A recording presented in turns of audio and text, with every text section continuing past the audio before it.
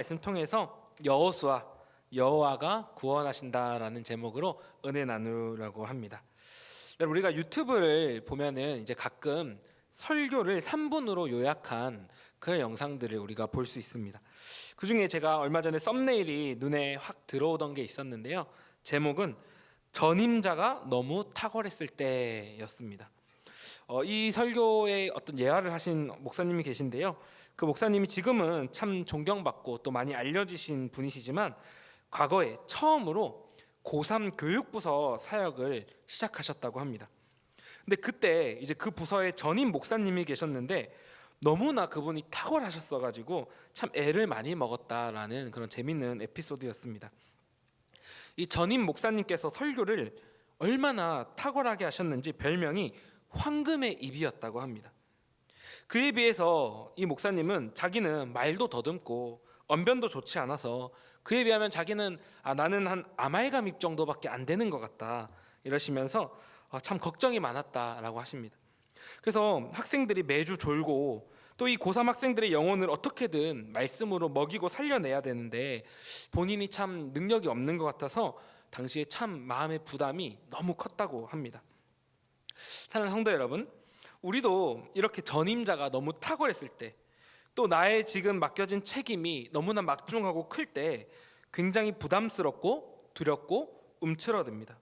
뭔가 새로운 일을 시작해야 되고 내 어깨에 있는 이 가족들을 부양해야 되는 이 무게가 너무나 클 때, 또 내가 어머니로서 자녀들을 양육해야 되는데 그런 것들이 너무나 책임감이 무겁게 다가올 때 우리는 그럴 때 너무나 큰 부담감을 느끼게 됩니다.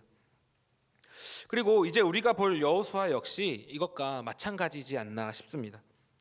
이스라엘의 위대한 지도자 모세가 죽었습니다. 그리고 이제 여호수아, 내가 이 수십만 백성들의 지도자가 됐습니다. 내 앞에 이들을 이끌고 가나안에 들어가야 할 막중한 사명이 놓여 있고 그것을 위해 또 치루어야 할 여러 전쟁들이 기다리고 있습니다. 여러분, 여호수아가 얼마나 부담스럽고 두렵고 움츠러들었겠습니까? 그래서 여호수아 자신도 또 그를 바라보는 백성들도 마음에 다 같은 질문을 품고 있었을 것입니다. 과연 이 여호수아가 위대한 모세를 잇는 지도자가 될 수 있을까? 과연 우리는 이 여호수아를 믿고 약속의 땅 가나안까지 무사히 갈 수 있을까? 그리고 바로 이 질문을 대변하는 구절이 바로 오늘 여호수아서의 가장 처음 시작하는 1장 1절 말씀입니다. 우리 같이 한번 읽어보겠습니다. 시작. 여호와의 종 모세가 죽은 후에 여호와께서 모세의 수종자 눈의 아들 여호수아에게 말씀하여 이르시되. 여러분, 평범한 그냥 사실을 진술하는 내용 같지만 이 단어 하나하나를 살펴보면 의도적으로 이 질문을 품고 있다는 것을 알 수 있습니다. 여러분, 먼저 두 사람이 나오죠. 그들의 호칭을 보겠습니다. 모세는 누구라고 불립니까? 무려 여호와의 종입니다. 이 호칭은 구약 성경에서 굉장히 위대한 호칭으로 거의 모세한테만 쓰이는 특별한 단어입니다. 이렇게 모세는 위대한 여호와의 종으로서 이스라엘 여기까지 이끌어 왔습니다. 그런데 반면에 그 후계자 여호수아는 어떤 사람이라고 불립니까? 그죠? 모세의 수종자, 누구누구 아들 정도로 불립니다. 그래서 여호수아 1장 1절이 암시하면서 던지고 있는 여호수아서를 이끌어가는 큰 질문 중 하나가 바로 이것입니다. 과연 수종자 여호수아는 모세 같은 위대한 여호와의 종이 될 수 있을 것인가? 과연 여호수아는 여호와의 종이 되어서 이스라엘을 가나안으로 잘 이끌어갈 수 있을 것인가? 이것이 여호수아서를 읽어가는 중요한 관전 포인트입니다. 사랑하는 성도 여러분, 과연 여호수아는 여호와의 종이 될 수 있을까요? 그리고 그는 어떻게 성장해 나갈까요? 하나님이 어떻게 그를 인도해 나가실까요? 우리 함께 이 질문을 가지고 오늘 본문의 첫째 메시지를 한번 읽어보도록 하겠습니다. 시작. 하나님은 한 번 하신 약속을 절대로 반드시 지키시는 분이심을 늘 기억해야 합니다. 자, 오늘 본문 첫 장면에서 하나님이 움츠러들어 있는 여호수아를 불러서 2절에서 5절에서 이렇게 말씀하십니다. 좀 긴데 제가 한번 읽어보겠습니다. 내 종 모세가 죽었으니 이제 너는 이 모든 백성과 더불어 일어나 이 요단을 건너 내가 그들 곧 이스라엘 자손에게 주는 그 땅으로 가라. 내가 모세에게 말한 바와 같이 너희 발바닥으로 밟는 곳은 모두 내가 너에게 주었노니 곧 광야와 이 레바논에서부터 큰 강 곧 유브라데 강까지 해쪽 속의 온 땅과 또 해지는 쪽 대해까지 너희 영토가 되리라. 네 평생에 너를 능히 대적할 자가 없으리니 내가 모세와 함께 있었던 것 같이 너와 함께 있을 것임이니라. 내가 너를 떠나지 아니하며 버리지 아니하리니. 아멘. 먼저 여기 4절에 보면 여러 지명의 이름들이 나오는데요, 마치 큰 지도를 펼쳐 보여주시는 것 같이 너는 여기서부터 여기까지 이 땅들을 다 주겠다 이렇게 말씀하며 격려하십니다. 자, 그런데 여러분 2절에서 5절까지 이 절들에서 가장 특징적인 것이 하나 있는데요, 그것은 무엇일까요? 여기 있는 여러 가지 약속들이 있습니다. 그 땅을 주겠다, 밟는 땅을 다 주겠다, 여기서부터 저기까지를 다 주겠다, 내가 너를 결단코 떠나지도 버리지 않겠다, 함께 하겠다, 이 여러 가지 약속들이 나오는데요, 이 약속들의 특징은 바로 구약 성경에서 계속해서 변함없이 반복된다라는 점입니다. 창세기, 출애굽기, 레위기, 민수기, 신명기, 그리고 여기 여호수아서까지 아브라함에게, 야곱과 이삭과 또 여호수아와 또 갈렙과 모세에게 구약 성경에서 계속해서 이어지며 거의 글자 한 단어 바뀌지 않고 계속 그대로 반복되고 있는 약속들이다라는 것입니다. 이것이 바로 2절에서 5절에 주어진 하나님의 말씀의 특징입니다. 여러분, 하나님께서 아브라함, 이삭, 야곱, 모세에게 이 약속을 계속 그대로 해오셨습니다. 오늘 본문의 약속과 거의 글자 하나 바뀌지 않고 하나님의 약속이 계속 반복되고 또 반복됩니다. 여러분, 아브라함에게 처음 이 반복되는 약속을 처음 주시고 여호수아까지 지금 흐른 시간이 약 500년 이상입니다. 그러나 하나님은 계속해서 놀랍도록 정교하게 같은 약속을 변함없이 주시고 또 변함없이 이루어 가십니다. 벌써 몇 세대가 지났고 또 영원할 것 같던 그 많은 강대국 제국들도 바뀌었고 그게 모든 것이 다 변했지만 오직 하나님만은, 그리고 하나님이 주신 그 약속만은 변하지 않고 한 단어 한 단어 변하지 않고 계속해서 반복되며 이루어지고 있다라는 것입니다. 즉 하나님이 한 말씀 한 말씀 아주 신중하게 조금의 번복도 없이 수정도 없이 한 번 하신 약속은 지키심에 이토록 놀랍게도 전념하고 계시다라는 것입니다. 사랑하는 성도 여러분, 그렇기 때문에 지금 여호수아에게 하시는 이 말씀은 정말로 믿을 만한, 신뢰할 수 있는, 영원히 변치 않는 하나님의 말씀입니다. 비록 여호수아가 스스로 도저히 감당할 수 없는 그 앞에 너무나 큰 책임과 사명이 있지만, 그러나 하나님께서 이 영원한 말씀으로 변치 않고 약속하시니 이제 여호수아는 담대하게 두려움 없이 믿음 가운데, 확신 가운데 한 걸음 한 걸음 내딛어도 된다라는 것입니다. 여러분, 그것이 바로 여호수아에게도 또 지금 우리에게도 주어진 이 하나님의 말씀, 이 약속의 말씀 성경입니다. 사랑하는 성도 여러분, 저는 지금 이 말씀을 읽다가 제가 어릴 적 저희 모교회 담임 목사님께서 입버릇처럼 하시던 말씀이 떠올랐습니다. 지금은 연세가 70이 넘으신, 목회를 평생 40년도 더 하신 목사님이신데, 제가 어렸을 때 설교 중에 자주 입버릇처럼 하셨던 말씀이 하나 있습니다. 여러분, 제가 몇십 년 이 성경 한 권만 가지고 설교를 했더니 이제는 제가 들어도 설교가 다 똑같고 거기서 거기 같습니다. 그런데 여러분, 매일 읽어도 성경은 늘 똑같은 것 같은데 매일 읽을 때마다 우리 마음은 매번 새로워집니다. 여러분, 그게 변치 않는 하나님 약속의 말씀입니다. 제가 어렸을 때부터 이 말씀을 계속 들어왔습니다. 사랑하는 성도 여러분, 정말로 그렇습니다. 우리는 매주일 같은 시간 같은 장소 이곳에서 벌써 몇 년이나 우리 같은 목사님께 매주 성경이라는 딱 한 권, 이 같은 한 책으로만 말씀을 듣고 있습니다. 여러분, 어쩌면 그 설교를, 그 성경 말씀들을 한 문장으로 요약 정리해가지고 매주 비교해보면 아마 거의 몇 가지 주제 안에, 몇 가지 메시지 안에 요약이 될지도 모르겠습니다.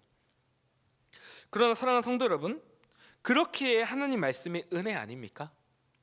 우리가 매주 설교 듣는데 매주 내용이 너무 다르고 매주 내용이 처음 듣는 것 같고 들을 때마다 바뀌는 거라면 여러분 그게 이상한 거 아닙니까? 여러분 우리는 이랬다 저랬다 하는 하나님을 상상할 수 없습니다. 여러분 우리 하나님께서는 창세기 1장 1절에 태초에 천지를 창조하셨을 때부터 그리고 아들을 보내시고 또 오늘에 이르시기까지 날마다 우리에게 동일한 말씀을 끊임없이 반복해서 주고 계십니다. 어떤 말씀입니까? 어떤 말씀이 변치 않고 우리에게 주어집니까? 내가 너를 끝까지 사랑한다. 무슨 일이 있어도 내가 너와 끝날까지 함께한다. 내가 너를 책임지고 끝까지 인도한다. 내가 너를 구원하니 내가 너를 온전히 이루어 가겠다. 날마다 우리에게 변함없이 주어지는 하나님 약속의 말씀입니다. 사랑하는 성도 여러분, 우리 모두 결코 변치 않는 이 하나님의 말씀을 평생에 믿고 따르기를 간절히 소망합니다. 여러분, 우리는 변합니다. 세상도 변합니다. 시대도 유행도 변하고 나라도 변하고 영원할 것 같은 사랑도 때로는 변하고 그것이 상처가 되고 모든 것은 다 변합니다. 그러나 여러분 오직 하나님만은 그리고 그분의 말씀만은 영원토록 변함이 없습니다.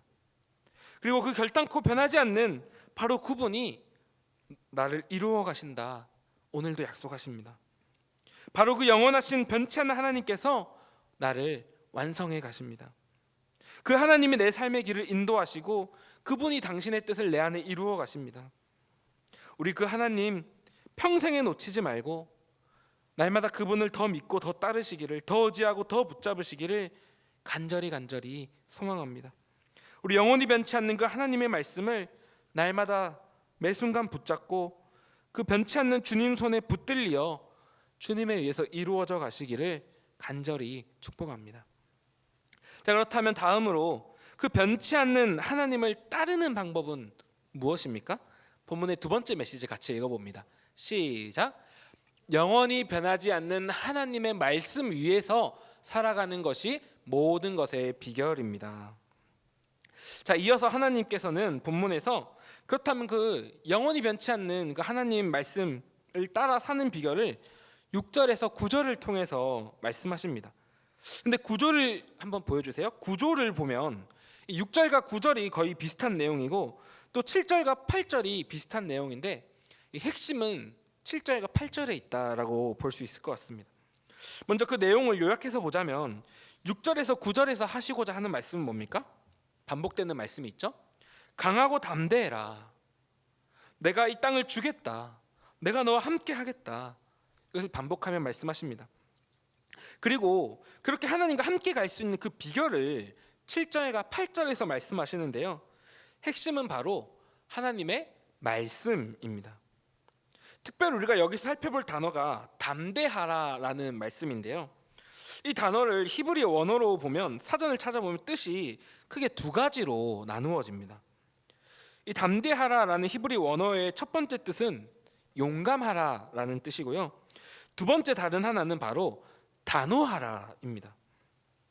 그래서 문맥상 보면 6절과 9절은 이 단어를 용감하라로 읽는 게 더 맞고요.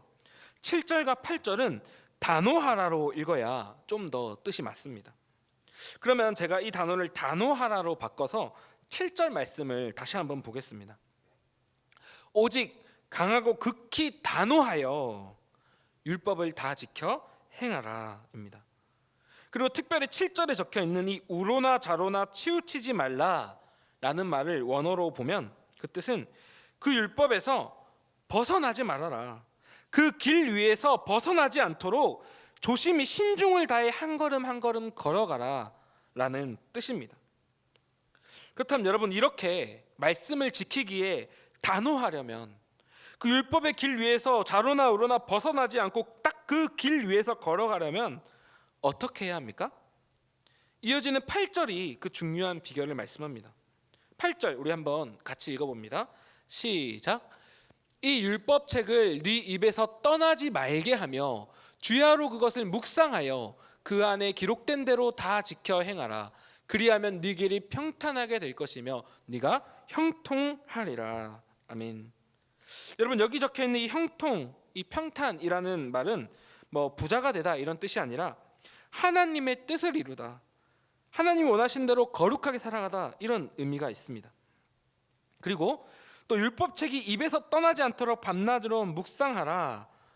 이것이 바로 그 하나님의 형통, 하나님이 원하시는 뜻을 이루어가는 우리 삶의 성공의 비결이다라는 것입니다. 여러분, 그러면 여기서 핵심은 바로 이 묵상이라는 단어에 담겨 있을 텐데요. 이 묵상이라는 건 어떻게 하는 걸까요? 자, 여기서 적혀 있는 묵상이라는 비결은 우리가 생각하는 그런 머릿속으로 조용히 하는 지금의 우리가 큐티나 이런 묵상과는 조금 거리가 있는 단어입니다. 여러분, 이 여호수아 당시 시대에는 아직 글 쓸 때 띄어쓰기가 없었다고 합니다. 그래서 직접 입으로 소리 내서 읽지 않으면 띄어쓰기가 없으니까 읽는 게 거의 불가능했다고 합니다. 그래서 이 8절이 이 율법책을 네 입에서 떠나지 말게 하며 소리 내어 읽으라 라고 말하는 겁니다. 그래서 이 묵상하다라는 말의 원어를 보면 방금 말한 것처럼 조용히 머릿속으로 읽는 그 정도가 아니라 성경 말씀을 큰 소리 내어 또박또박 읽으면서 하는 모든 활동, 즉 움직임이나 어떤 동적인 액션에 가까운 말입니다.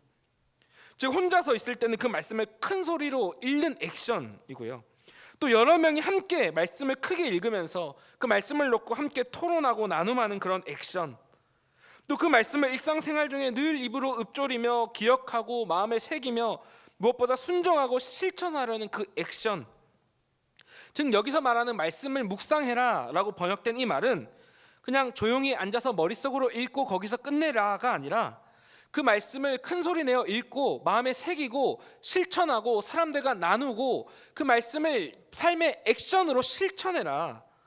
즉 이 말씀 묵상은 삶으로 이어진 액션, 실천과 순종으로 완성된다. 그러한 묵상이 바로 너희 삶의 형통의 비결이다. 이렇게 말씀하고 있다라는 것입니다. 사랑하는 성도 여러분, 여호수아가 여호와의 종으로서 이스라엘을 가나안 땅으로 들어가게 하기 위한 비결은 무엇입니까?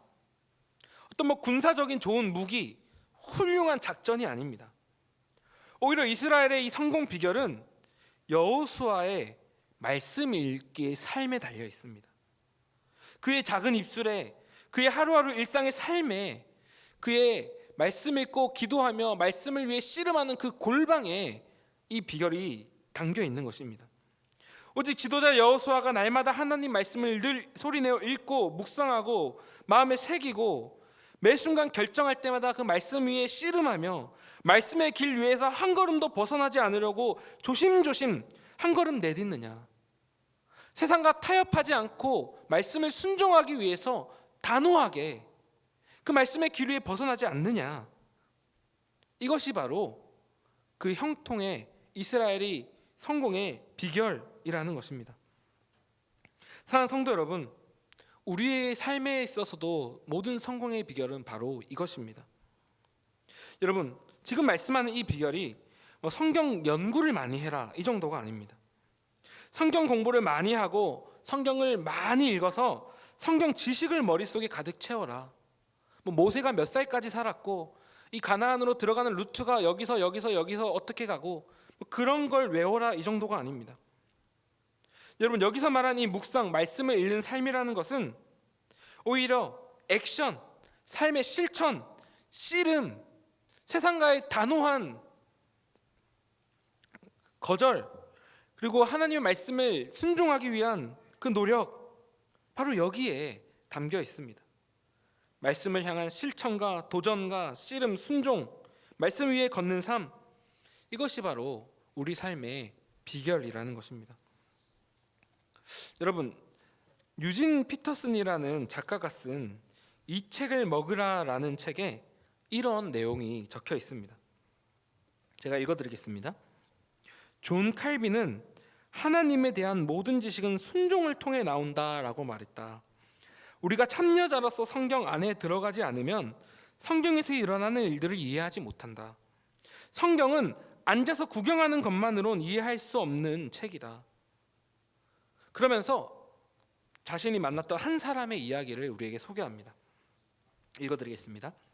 우리 교회에는 안톤이라는 35살의 트럭 운전기사가 있다. 그는 중학교 졸업한 후에 학업을 그만뒀고 책을 한 번도 읽어본 적이 없는 사람이었다. 그런 그가 처음으로 그리스도인이 되더니 성경에 빠지기 시작했다. 그는 신나게 질주하고 있었다. 그리스도가 된 그 첫 해에 성경을 3번이나 읽었다. 그의 아내 메리 역시 성경에 관심은 있었지만 성경 내용을 이해하지 못하거나 믿기 어려워서 혼란스러워하고 있었다.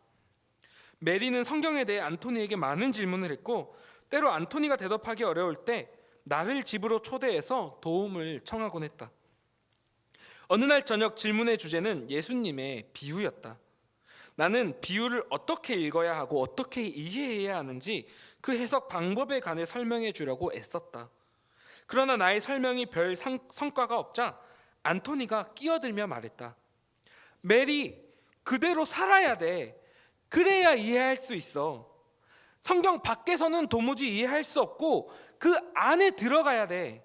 아니면 이 말씀이 여보 안으로 들어오던지.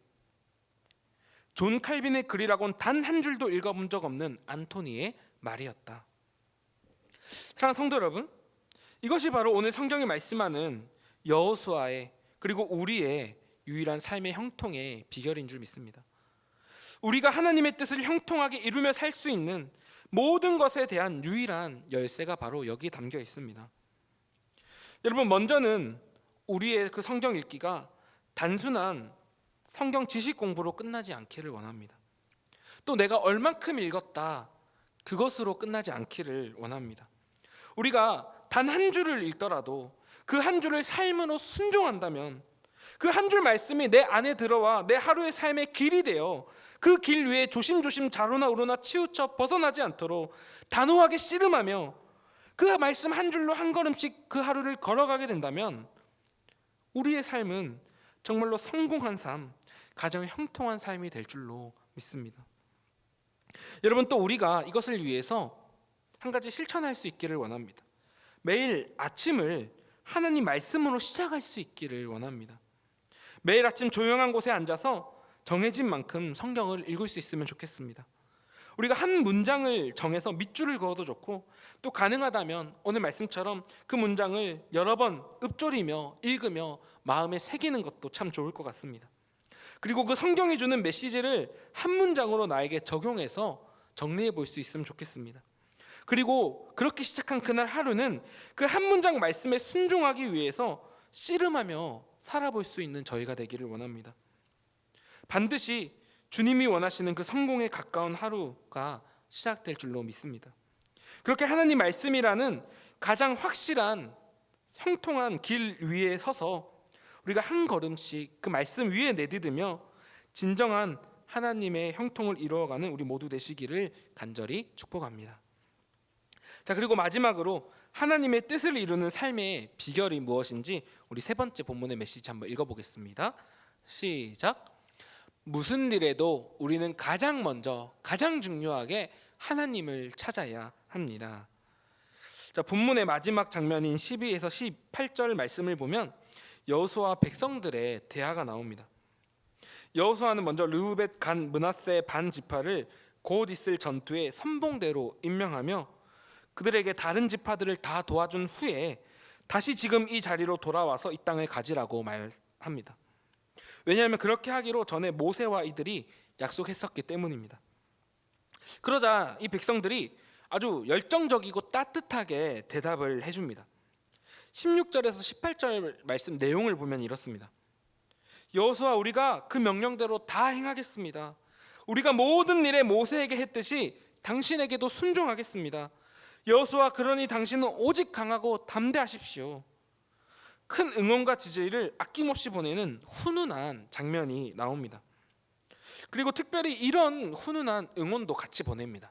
17절인데 우리 같이 읽어봅니다. 시작. 우리는 범사에 모세에게 순종한 것 같이 당신에게 순종하려니와 오직 당신의 하나님 여호와께서 모세와 함께 계시던 것 같이 당신과 함께 계시기를 원하나이다. 아멘. 여러분, 참 위로가 되는 말이었을 것 같습니다. 근데 여러분, 사실 이 17절 말씀은 굉장히 훈훈하게 겉으로 보이지만 사실 17절에는 굉장히 반전과 같은 문학적인 장치 하나가 숨겨져 있습니다. 여기서 17절에 백성들이 오직 당신의 하나님 여호와께서 당신과 함께 계시기 원합니다 라고 말하는데요, 이 오직이라는 단어는 사실은 부정적으로 쓰일 때가 꽤 많이 있습니다. 그래서 이 단어는 많은 경우에 앞뒤 내용이 모순되면서 반대되면서 부정적인 의미를 포함할 때가 많은데요. 그래서 그런 의미로 보면 우리 개역개정 성경이 17절을 정말 잘 번역한 것 같습니다. 여기 오직 당신의 하나님이 당신과 계시기를 원합니다. 겉으로 보기에 좋은 의미로도 번역되지만 이렇게도 이해할 수 있지 않습니까? 반대로 오직 당신의 하나님만이 당신과 함께 할 겁니다. 무슨 뜻입니까? 오직 하나님만 당신과 있고 어쩌면 우리는 당신과 함께하지 않을 것입니다. 이런 반전적인 의미가 이 문학적인 장치로 여기에 숨겨져 있습니다. 이것은 의도적으로 숨겨져 있는 이 암시입니다. 그래서 여호수아를 계속 보면서 알게 되겠지만 이 백성들은 여기서는 순종하겠습니다라고 말해놓고 나중에는 또 불순종을 반복하면서 이 수많은 위기를 이 가나안 정복 전쟁에 가지고 올 것입니다. 사랑하는 성도 여러분, 분명히 여호수아가 이날 이 백성들의 이 겉보기로 보이는 이 모습을 보고 자신감을 충전받았을 겁니다. 백성들이 부족한 이 나를 믿어주네, 한번 해보자.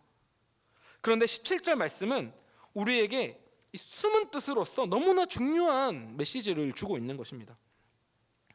여호수아, 지금 이 백성들이 너한테 순종할 거라고 자신 있게 말하지?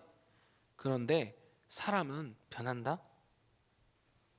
여호수아, 성공의 비결은 이 백성들의 순종과 불순종에 달린 게 아니라 여호와 하나님이 너와 함께 하시는가, 여기에 달려 있어.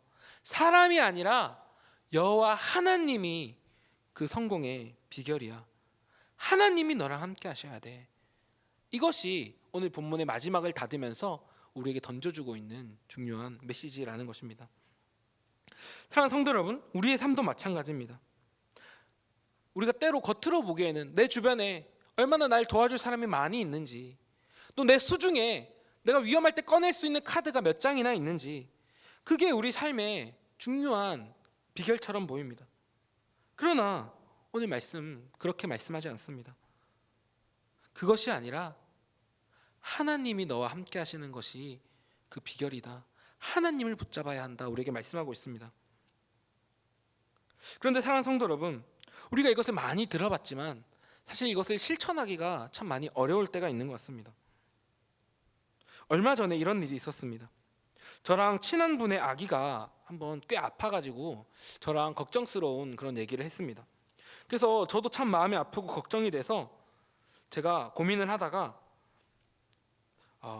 제가 이렇게 했습니다. 저희 이모부 한 분이 의사 선생님이신데 제가 그 자리에서 바로 그분께 전화를 걸었습니다. 그래서 이모부께 이럴 때는 어떤 병원에 가야 되고 또 어떤 식으로 이 치료가 진행이 될 것이고 또 이런 약을 쓰려고 하는데 이게 혹시 괜찮을까요? 제가 정말 걱정되는 마음으로 그 자리에서 바로 이모부께 전화를 해서 도움을 많이 받고 마음이 참 안심이 된 그런 적이 있었습니다. 근데 여러분, 제가 그날 이 사건이 있고 나서 바로 뒤돌아보면서 마음 한켠이 너무 무거운 겁니다. 근데 이게 맞나? 내가 설교하기로는 여러분, 우리가 사람이 아니라 하나님께 가장 먼저 엎드려야 됩니다. 하나님께 여쭙고 기도해야 합니다 라고 말은 하면서 나한테 정작 문제가 생기니까 곧장 내가 도움받을 수 있는 사람에게 전화하고 그걸로 도움받고 됐다 안심하고, 이게 맞나? 제가 며칠간 마음이 불편하고 고민에 빠졌습니다. 사랑하는 성도 여러분, 물론 우리가 사람의 도움을 받을 수 있습니다. 그리고 그 도움의 손길을 뻗을 때 도움 받을 수 있는 것도 물론 하나님의 은혜입니다. 그런데 여러분, 우리는 위기의 순간에 정말 반사적으로 가장 먼저 자신에게 이렇게 물어야 합니다.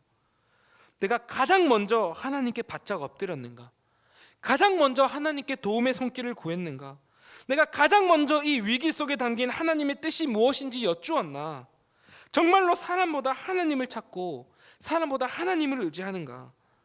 여러분, 이것은 어쩌면 우리의 본성을 거스르는 것입니다. 그래서 우리가 늘 깨어 있어야 하고 반사적으로 이것을 나에게 물을 수 있도록 우리가 날마다 훈련되어야 하고 늘 깨어 있어야 합니다. 우리 모두 이렇게 가장 먼저 가장 중요하게 하나님을 먼저 찾음으로써 하나님, 그 우리의 삶의 모든 비결이신 하나님을 붙들고 하나님께 이끌리는 우리 모든 성도님들 되시기를 주님의 이름으로 간절히 축복합니다. 오늘 말씀을 맺습니다. 여러분 다시 오늘 시작했던 1장 1절의 질문으로 돌아가기 원합니다. 과연 여호수아가 여호와의 종이 될 수 있을까요? 여러분 여호수아서 전체를 보면 1장에서 23장까지 무려 14번이나 계속 여호와의 종은 모세라고 계속 나옵니다. 그런데 24장 29절의 여호수아서의 마지막 장면을 보면 마침내 단 한 번 여호와의 종 여호수아라는 말이 나오면서 여호수아가 감동적인 막을 내립니다. 여러분 하나님께서는 어떻게 이 여호수아를 여호와의 종으로 이루어 가셨을까요? 여러분 그 하나님의 방법이 바로 여호수아서의 가장 중요한 주제인데요. 사실 그 비결은 오늘 처음 읽었던 1장 1절 그 여호수아의 이름에 그 비결이 담겨져 있습니다. 여러분 여호수아의 원래 이름을 민수기를 보면 여호수아가 아니라 호세아였습니다. 구원이라는 뜻인데요. 민수기 13장을 보면 모세가 호세아를 가나안 정탐꾼으로 보내면서 이 호세아라는 이름에 여호수아라는 뜻의 여자를 붙이면서 새 이름을 지어줍니다. 그래서 여호수아는 이 호세아 구원이라는 뜻에다가 여호수아를 붙여서 여호와께서 구원하신다라는 뜻입니다. 그래서 여러분 이 여호수아를 이끌어 가시고 완성해 가시는 것은 바로 여호와 하나님이시다. 이것이 바로 여호수아서의 가장 중요한 주제입니다. 그리고 사랑하는 성도 여러분, 여호수아 이 하나님이 구원하신다라는 말을 헬라어식으로 바꾸면 우리가 잘 아는 예수라는 이름입니다. 여러분 우리를 구원하시려고 하나님께서 우리를 이루어 가시려고 예수님 그분을 우리에게 보내셨습니다. 그리고 예수님 그분이 우리를 이끌어 가시고 이루어 가십니다. 이것이 바로 여호수아의 비결일 뿐 아니라 우리 인생의 비결인 줄 믿습니다. 저와 여러분 우리 모두가 인생 가장 소중한 마음에 늘 예수님을 품고 예수님의 약속을 붙잡고 나를 이루어 가시는 분은 바로 하나님이시다. 우리 그 사실 붙잡고 날마다 성공하며 승리하시는 모두 되시기를 주님의 이름으로 간절히 축복합니다.